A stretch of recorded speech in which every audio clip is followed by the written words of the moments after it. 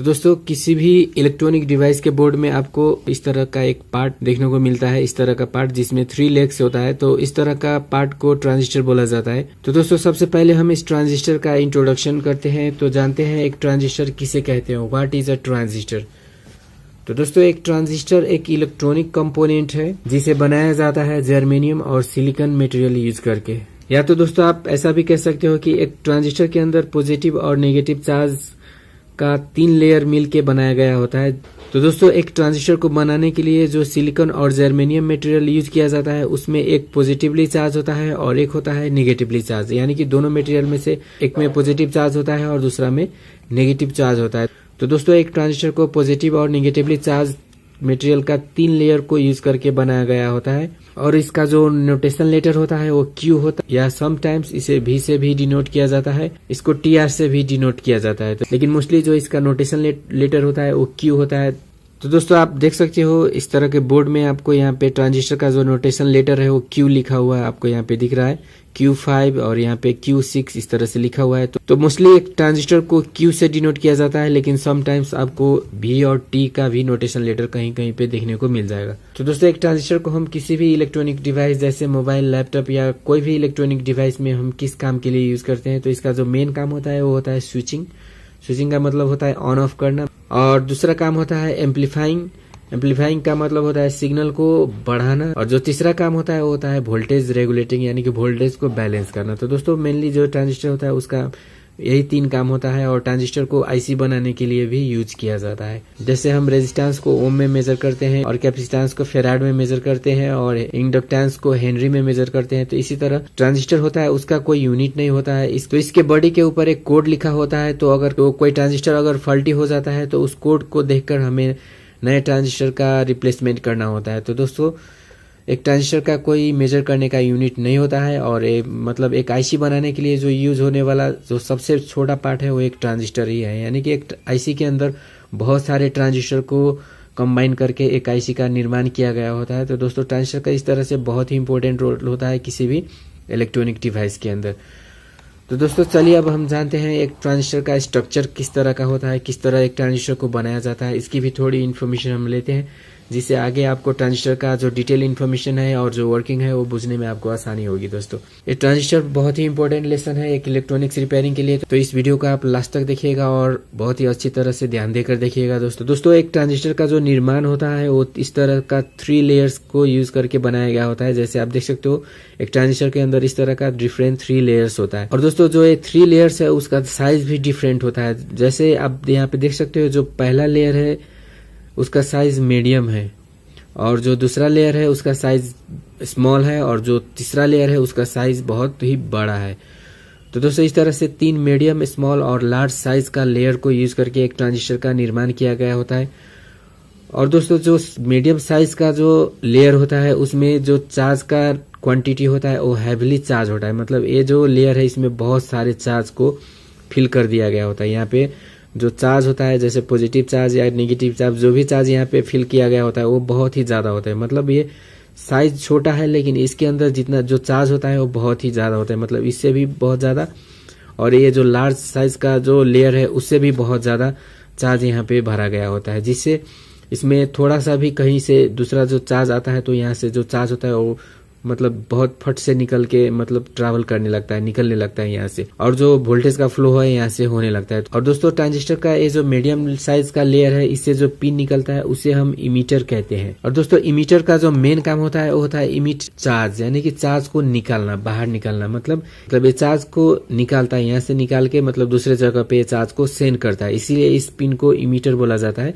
Emitter का मतलब होता है निकालना, मतलब ये चार्ज निकालने के लिए यूज होता है, इसीलिए इस पिन को इमीटर बोला जाता है। और दोस्तों एक ट्रांजिस्टर के अंदर जो सबसे बड़ा लेयर होता है लार्ज साइज का, उसमें जो चार्ज का नंबर होता है वो मॉडरेट होता है, मतलब इसमें ज्यादा चार्ज नहीं भरा गया होता है, मतलब इसका साइज बड़ा है लेकिन इसके अंदर जो चार्ज होता है वो कम होता है। इमीटर में जितना चार्ज होता है उससे इसमें कम होता है, क्योंकि इसमें स्पेस को खाली रखना होता है, जिससे मतलब इमीटर से जो चार्ज आ रहा होता है वो इसमें भर सके।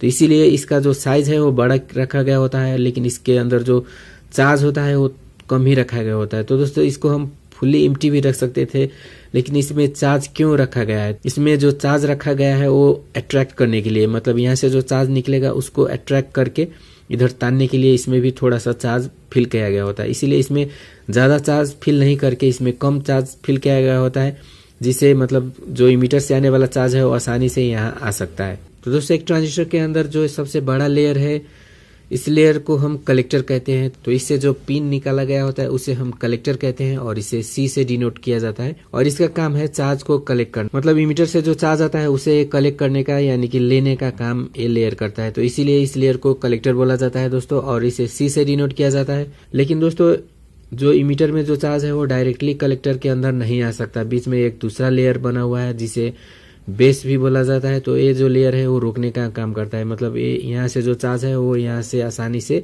इस लेयर में नहीं फ्लो हो सकता, क्योंकि दोस्तों इस दोनों के बीच का जो लेयर है वो चार्ज को आसानी से फ्लो नहीं होने देता है। तो इस लेयर का जो मेन पर्पस होता है वो चार्ज का जो फ्लो है उसे कंट्रोल करना होता है। मतलब यहाँ के चार्ज को हमें अगर इधर सेंड करना है तो ये जो लेयर है उसको हमें मिनिमाइज करना होता है, मतलब इस लेयर को हमें ब्रेक करना होता है, तभी ये चार्ज क्या हो सकता है, यहाँ से इस लेयर में फ्लो हो सकता है।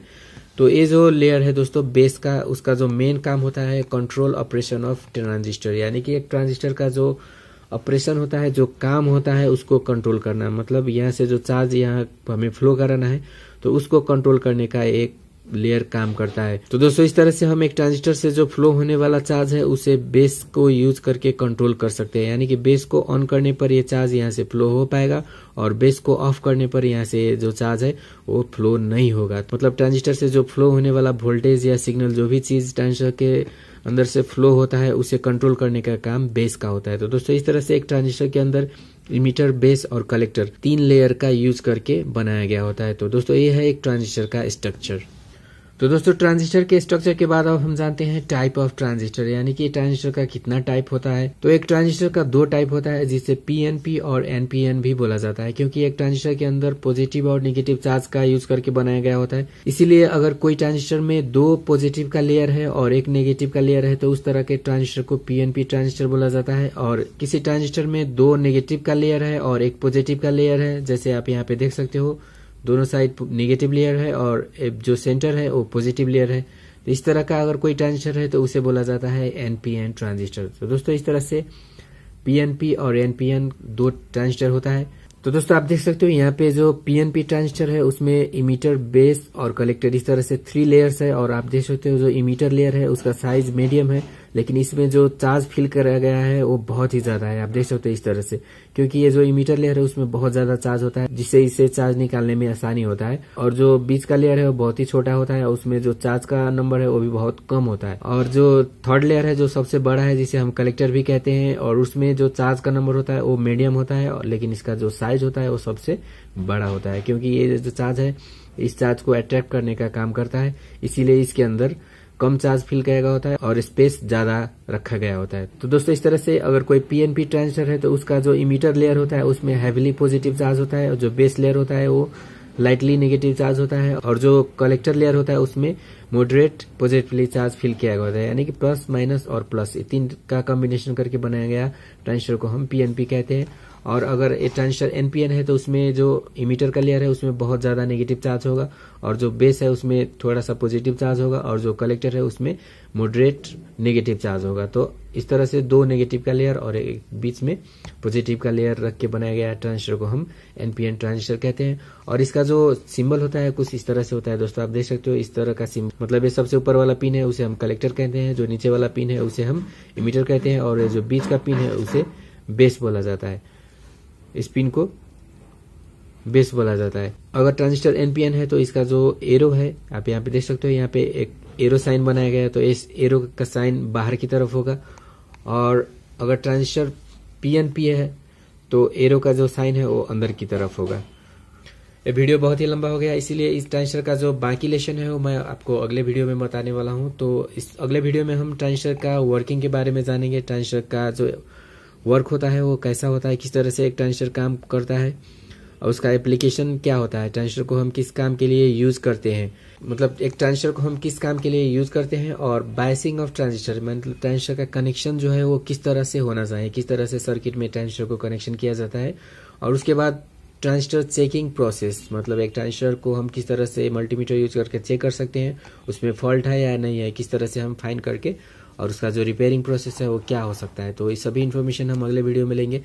तो दोस्तों इस वीडियो में मैंने आपको ट्रांजिस्टर का कुछ बेसिक बातें बताने की कोशिश की, जैसे इंट्रोडक्शन ऑफ ट्रांजिस्टर और ट्रांजिस्टर का जो स्ट्रक्चर होता है वो कैसा होता है, और ट्रांजिस्टर का जो टाइप होता है वो कितने टाइप का ट्रांजिस्टर होता है। तो दोस्तों एक ट्रांजिस्टर से जुड़ी ये सारी और जानते हैं वर्किंग ऑफ ट्रांजिस्टर, यानी कि एक ट्रांजिस्टर का वर्किंग कैसा होता है, किस तरह से एक ट्रांजिस्टर जो है वो काम करता है। तो दोस्तों आप देख रहे हो यहाँ पे मैंने ट्रांजिस्टर का एक डायग्राम बनाया हुआ है।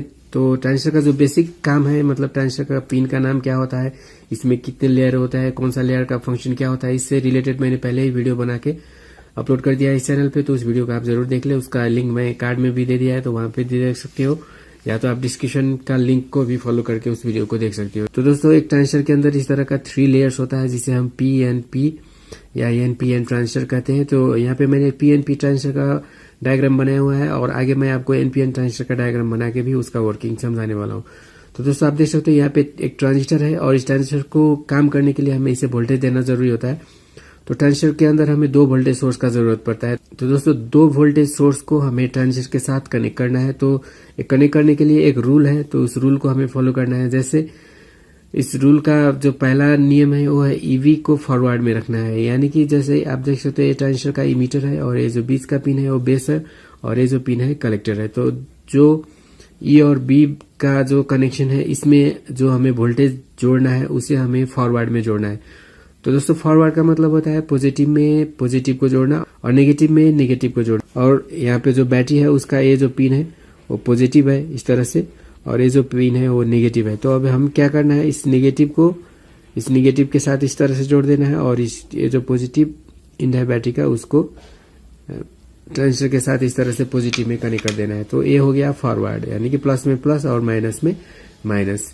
और जो दूसरा रूल है वो है CV को रिवर्स में जोड़ना है, यानी कि ये जो कलेक्टर और ये जो बेस का जो इस तरह से मतलब एक जंक्शन है, इसको हमें क्या करना है, रिवर्स में जोड़ना है। तो रिवर्स का मतलब हो जाता है अपोजिट।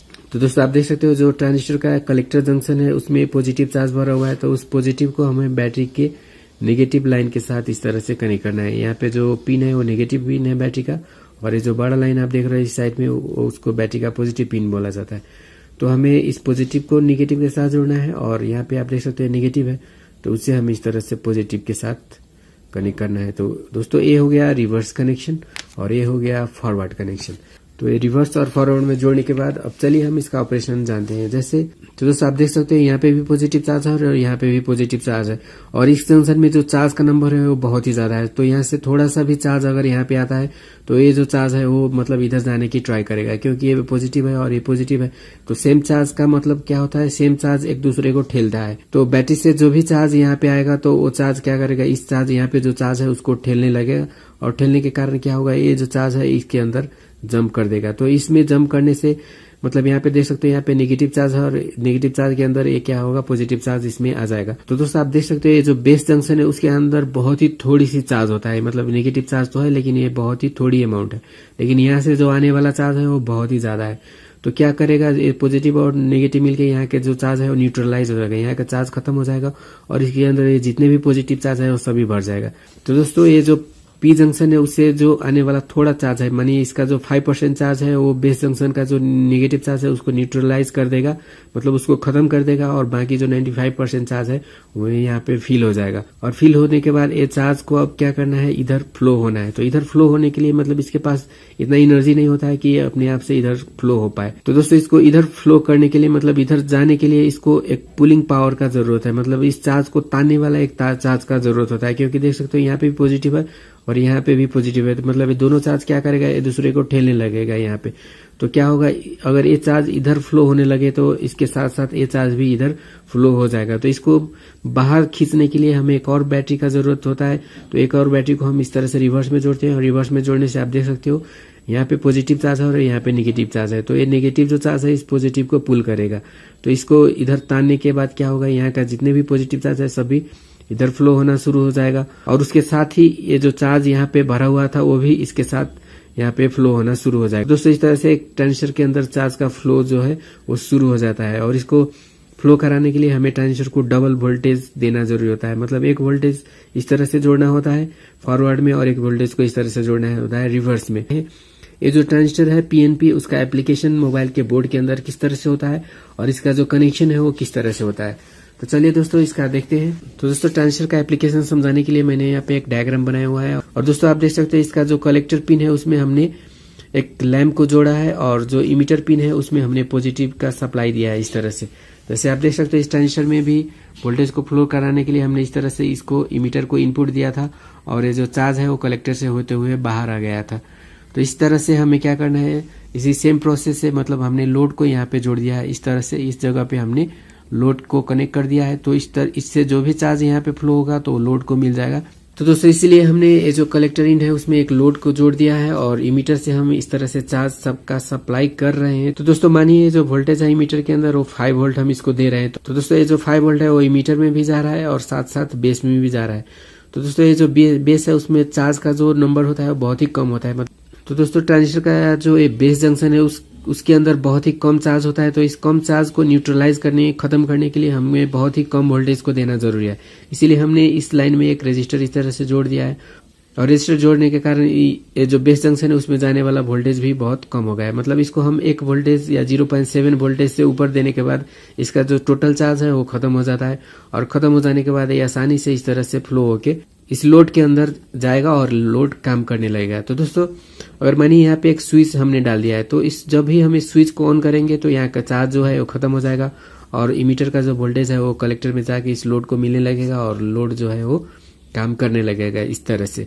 लेकिन दोस्तों एक सर्किट में हम इस तरह का स्विच मैनुअल स्विच नहीं डाल सकते। यहाँ पे मैंने आपको ऑपरेशन दिखाने के लिए यहाँ पे स्विच डाला हुआ है। तो एक सर्किट के अंदर इस स्विच के जगह पर क्या होता है, चलिए उसको देखते हैं। तो दोस्तों मैंने यहाँ पे एक डायग्राम बनाया हुआ है जो मोबाइल का लाइटिंग सेक्शन के डायग्राम से बिल्कुल मैचिंग डायग्राम है। तो दोस्तों आप यहाँ पे देख सकते हो जो बैटरी का जो 3.7 सप्लाई है उसको मैंने इमीटर पिन के अंदर दिया हुआ है, ट्रांजिस्टर का इमीटर पिन के अंदर दिया हुआ है। और दोस्तों जो डिस्प्ले का लाइट होता है उसे मैंने कलेक्टर के साथ इस तरह से जोड़ा हुआ है।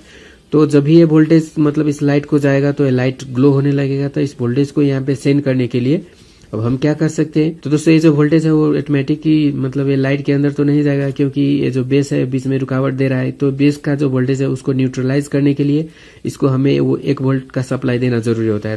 तो दोस्तों इस जंक्शन को 1 वोल्ट सप्लाई करने के लिए हमने इस तरह से एक आईसी जोड़ा हुआ है। इसे हम स्विचिंग आईसी भी कह सकते हैं या टाइमर आईसी भी कह सकते हैं या लाइट आईसी भी कह सकते हैं। तो दोस्तों ये जो आईसी है उसका मेन काम क्या होता है, जब भी हमें लाइट को ग्लो करना है यानी कि लाइट को हमें ऑन करना है उस टाइम पे 1 वोल्ट को यहाँ पे सेंड कर देगा और सेंड करने के बाद इसका जो चार्ज है वो खत्म हो जाएगा और ये जो वोल्टेज है वो लाइट में जाएगा और ये जो लाइट है वो काम करने लगेगा। तो एक काम कैसे करेगा दोस्तों, तो एक काम करता है जब हम टच या कीपैड या मतलब जो भी स्विच होता है स्विच को प्रेस करते हैं तो इस लाइट आईसी को खबर हो जाता है और लाइट आईसी के अंदर हमने टाइमर से टाइम सेट किया होता है यानी कि 15 सेकेंड 30 सेकेंड 1 मिनट मतलब जितने भी टाइम हमने यहाँ पे सेट किया हुआ होता है उतना टाइम के लिए ट्रांजिस्टर का जो बेस जंक्शन है उसका चार्ज को ये खत्म कर देता है वोल्टेज सेंड करके। और वोल्टेज सेंड करके चार्ज को खत्म करने के बाद ये जो वोल्टेज है इमीटर के अंदर वो ऑटोमेटिक फ्लो होके कलेक्टर से होते हुए लाइट को चला जाता है और लाइट क्या होता है काम करने लगता है। और जब भी इसका टाइम खत्म होता है तो ये जो वोल्टेज है उसका जो फ्लो है उसको बंद कर देता है और बंद करने के बाद ये जो लाइट है वो भी ऑटोमेटिक ऑफ हो जाता है दोस्तों।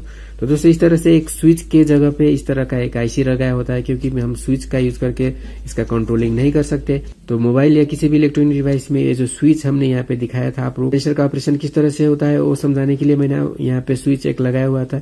लेकिन ये स्विच के जगह पर क्या होता है, इस तरह से एक आईसी को डाला गया होता है जो आईसी क्या करता है जब भी हमें जरूरत होता है तो उस टाइम पे मतलब ये बेस को 1 वोल्टेज सेंड करता है और बेस को 1 वोल्टेज सेंड करने के बाद इसका जो चार्ज है खत्म हो जाता है और ये जो लाइट है या जो भी लोड हम यहाँ पे जोड़े हैं वो काम करने लगता है और इस तरह से एक ट्रांजिस्टर का काम होता है। लेकिन दोस्तों आपके मन में एक क्वेश्चन हो सकता है कि मतलब ये जो लाइट आईसी है वो बेस को ऑन करने के लिए इसको वोल्टेज सेंड करना है। मतलब जब भी हम इसको मतलब कोई कमांड यहाँ से सेंड करते हैं कीबोर्ड टच या स्विच से तो लाइट आईसी क्या करता है मतलब बेस को ऑन करने के लिए 1 वोल्ट यहाँ पे सेंड करता है और ये जो वोल्टेज है यहाँ पे चला जाता है। लेकिन अगर ये 1 वोल्ट यहाँ पे सेंड नहीं करके डायरेक्ट मतलब यहाँ से 3.7 वोल्ट लेके उसी को डायरेक्ट इसमें सेंड कर दे तो भी तो हो सकता था, मतलब ट्रांजिस्टर का यहाँ पे तो काम भी नहीं है। तो दोस्तों ऐसा भी किया जा सकता था, लेकिन ये जो वोल्टेज है मतलब सभी टाइम पे 3.7 नहीं हो सकता है, मतलब किसी टाइम पे आपका 10 वोल्ट 12 वोल्ट या 20 वोल्ट का भी सिचुएशन हो सकता है। तो उस टाइम पे जो वोल्टेज है उसका रेंज बहुत हाई हो गया, और कोई भी हाई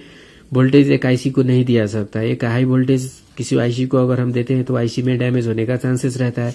तो दोस्तों इसीलिए अगर हमें कहीं पे हाई वोल्टेज या फ्लक्चुएटिंग वोल्टेज या मतलब कहीं पे से डायरेक्ट हमें वोल्टेज सेंड करना है तो दोस्तों उस हाई वोल्टेज को हम आईसी को देकर और लोड को कभी सेंड नहीं करते, क्योंकि उसमें क्या होता है आईसी को डैमेज होने का चांसेस रहता है, मतलब आईसी बहुत जल्दी ही डैमेज होने का खतरा रहता है। तो इसीलिए अगर हम ट्रांजिस्टर यूज करते हैं तो जितना भी लोड होगा वोल्टेज का वो सभी ट्रांजिस्टर को पड़ेगा, आईसी सेफली काम करेगा। तो दोस्तों आईसी कभी भी जो है वो सेफ जोन में रह के काम करता है, इसमें थोड़ा भी फ्लक्चुएशन मतलब होना जरूरी नहीं होता है। इसमें अगर फ्लक्चुएशन का इश्यू कहीं आ रहा है तो आईसी डैमेज होने का चांसेस बहुत जल्दी रहता है। तो इसीलिए इस वोल्टेज को बाईपास करके ट्रांजिस्टर में डाल के इस तरह से इस लोड को सप्लाई किया गया होता है दोस्तों। तो दोस्तों किसी भी सर्किट में बेसिकली जो ट्रांजिस्टर का रोल होता है तो इसी तरह का होता है, मतलब इस तरह से हम ट्रांजिस्टर को स्विचिंग करा के अपना जो भी वोल्टेज है वो अपना लोड या कोई भी मतलब यहाँ पे जो भी कंपोनेंट हो उसको हम देके उसको काम को करा सकते हैं। तो दोस्तों ये था पीएनपी ट्रांजिस्टर का वर्किंग, और आगे हम देखते हैं एनपीएन ट्रांजिस्टर का वर्किंग।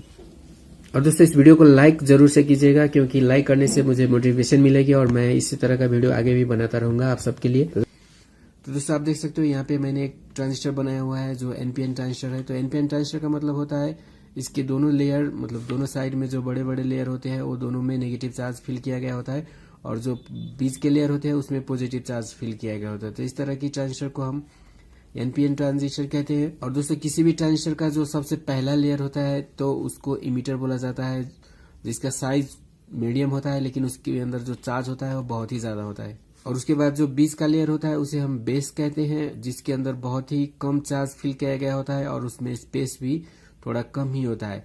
और उसके बाद जो सबसे बड़ा लेयर होता है जिसे हम कलेक्टर कहते हैं, और उसके अंदर जो चार्ज की क्वांटिटी होती है वो कम होती है लेकिन उसमें स्पेस बहुत ही ज्यादा होती है। तो दोस्तों इस तरह से एनपीएन ट्रांजिस्टर का कॉन्फ़िगरेशन होता है। और दोस्तों जब भी हम इसको वोल्टेज से कनेक्ट करते हैं तो जो इमीटर और बेस का जंक्शन है उसे हमें फॉरवर्ड रखना होता है, यानी कि आप देख सकते हैं यहाँ पे माइनस चार्ज है तो जो बैटरी का माइनस टर्मिनल है उसे हमें इस टर्मिनल से जोड़ना होगा। तो इसके लिए चलिए मैं ये जो इसका इमीटर पिन है उसको मैं बैटरी के निगेटिव पिन से इस तरह से जोड़ देता हूँ।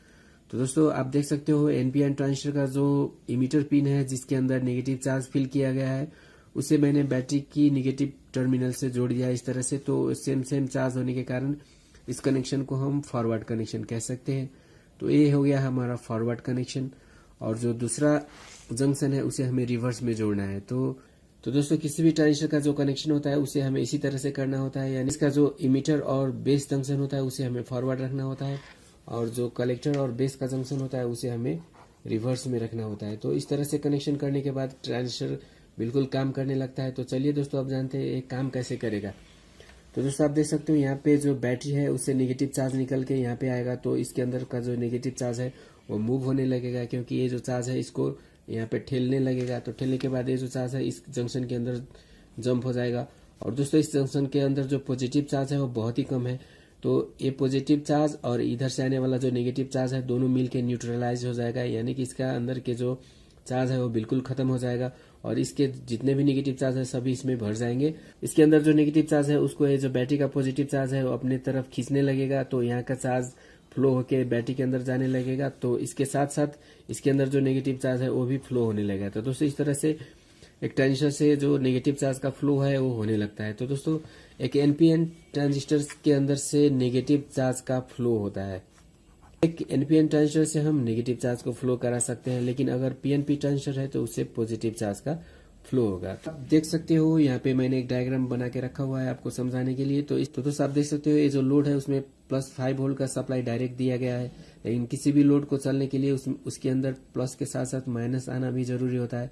तो माइनस को इमीटर के साथ जोड़ा गया है, तो जब भी ये इमीटर का माइनस है वो लोड में जाएगा तो लोड काम करने लगेगा। तो दोस्तों इमीटर का जो माइनस है वो लोड में तभी जा पाएगा जब इसका जो बेस है वो ऑन होगा। तो दोस्तों आप देख सकते हो इसका जो बेस है उसमें पॉजिटिव चार्ज फील हुआ है, तो इसको हटाने के लिए, इसको न्यूट्रलाइज करने के लिए इसके अंदर हमें नेगेटिव चार्ज को सप्लाई करना होगा। इसीलिए दोस्तों आप देख सकते हो बेस के अंदर भी इस तरह से एक नेगेटिव सप्लाई लेके दिया गया है। तो दोस्तों जब भी हम इस स्विच को इस तरह से ऑन करेंगे तो इसके अंदर का जो नेगेटिव सप्लाई है वो बेस में चला जाएगा और बेस के अंदर जो पॉजिटिव चार्ज है वो खत्म हो जाएगा। तो उसके बाद जो इमीटर का नेगेटिव सप्लाई है वो लोड के अंदर चला जाएगा और लोड काम करने लगेगा।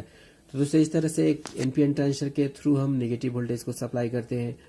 और दोस्तों इस ट्रांजिस्टर का जो बेस होता है उसको ऑन करने के लिए भी हमें नेगेटिव वोल्टेज का सप्लाई देना जरूरी होता है। तो दोस्तों ये जो स्विच मैंने यहाँ पे बनाया हुआ है, तो सर्किट के अंदर इस तरह का स्विच नहीं होता है। सर्किट के अंदर इस तरह का स्विच के जगह पे इस तरह का आईसी को डाला गया होता है। तो ये जो आईसी है वो नेगेटिव सप्लाई को लेके बेस के अंदर सेंड कर देता है, जिससे बेस ऑन हो जाता है और उसके बाद जो इमीटर का सप्लाई है वो लोड को चला जाता है और लोड काम करने लगता है। तो दोस्तों इस तरह से कोई भी एनपीएन ट्रांजिस्टर जो है वो काम करता है। तो दोस्तों इस वीडियो में मैंने आपको एनपीएन ट्रांजिस्टर का जो वर्किंग है वो समझाने की कोशिश की। तो दोस्तों जाते जाते मैं आपसे रिक्वेस्ट करना चाहता हूँ कि जितने भी व्यूअर है वो सभी इस वीडियो को लाइक करें और चैनल का जो नोटिफिकेशन बेल है उसको भी प्रेस करें, जिससे इस चैनल पे आने वाली जितने भी नए वीडियो उसकी इन्फॉर्मेशन आपको मिलती रहेगी। तो दोस्तों आज के लिए इतना ही, मिलते हैं अगले वीडियो में। Thanks for watching, bye for now.